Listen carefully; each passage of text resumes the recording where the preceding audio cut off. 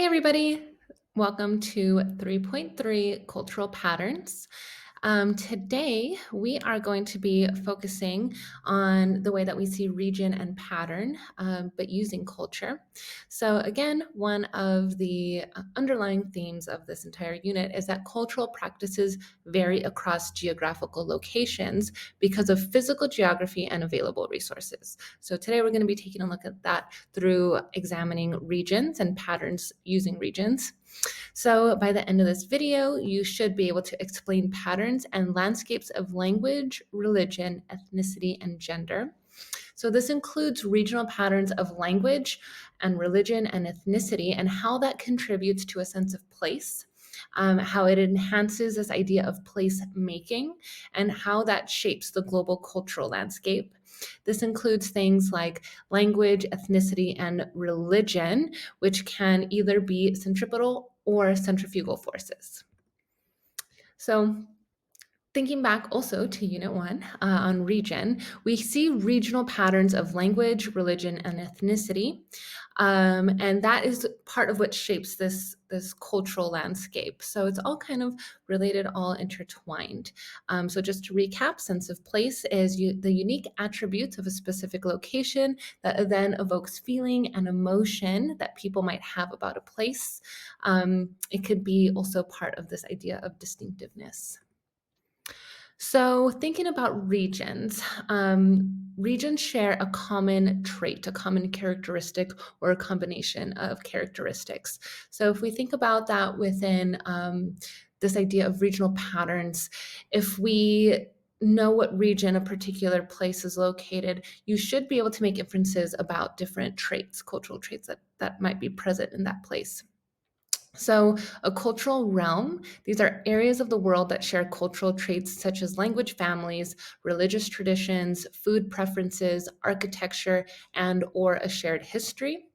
These cultural traits comprise similar cultural landscapes. Sometimes they are not exactly the same, right? We see variation from city to city, even sometimes. So if we look at the map that's here in front of you, we see different cultural realms around the world. So if you were to think about, let's say, sub-Saharan Africa, you should be able to think of different language families or religious traditions, food preferences, or shared history that is generally similar and true for that entire region. Same thing with Latin America and these other various regions of the world. So let's look at some regional pattern examples. So Anglo-American, present in this map that we see here of North America. So language would be English, that is the dominant language here, part of the Indo-European language family, which we will get to later in this unit. The predominant religion we see is Christianity or various forms of Christianity. And in terms of shared history, this whole region has traditional European settlements and colonization, hence English and Christianity being the predominant cultural features. In terms of ethnicity, we have indigenous people groups here, people of European descent, of African descent, and also Hispanic descent, all because of either history or geographic location. So down here at the bottom, we see some images that reflect some of these regional patterns of Anglo-America. So Latin America, similar thing. Here we see the map of what is considered Latin America. So language family would be Indo-European, but Spanish, which is the reason why like Brazil and some of these other countries are not included. Also, religion is Roman Catholicism. So, that branch of Christianity is the predominant religion that we see practiced in this region of the world. For ethnicity, predominantly Hispanic, also Afro Caribbean, Afro Latino, European, and indigenous as well.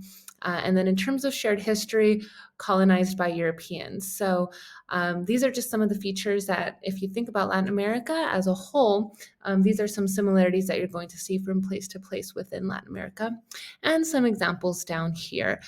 So we see definitely like European influence here and some of their traditions here that are rooted in Catholicism and also some of their indigenous practices.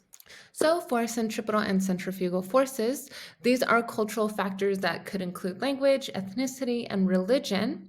And these can either unify or divide a place. So, for centripetal forces, these are characteristics that unify or bring people and places together.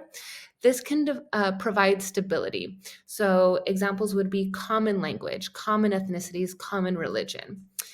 If we are looking at it as a centrifugal force, these are characteristics that can divide a country. This can also initiate violent conflict or even just conflict in general. And this includes multiple competing characteristics that would be maybe different ethnic groups, different languages, or different religious groups.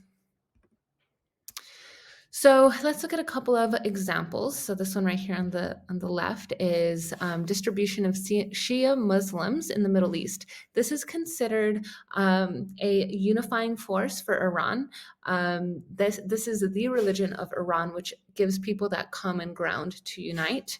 Whereas, let's say in Northern Ireland, we see some competing religious beliefs. We have Protestant areas, we have Catholic areas, and then we also have areas that are mixed that have some sort of combination of the two. And historically, this has been a centrifugal force, a point of conflict within Northern Ireland.